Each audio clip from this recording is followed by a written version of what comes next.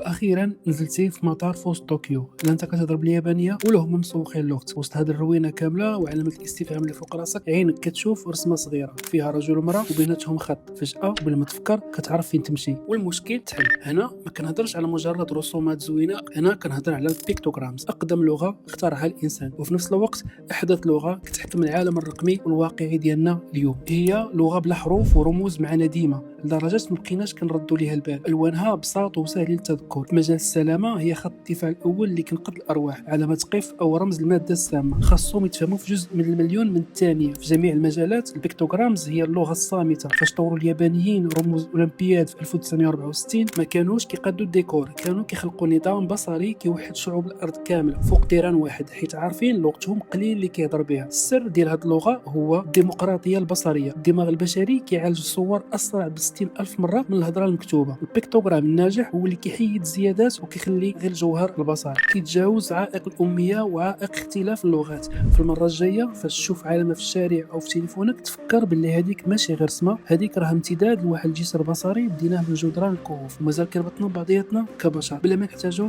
ننطقوا بكلمه واحده.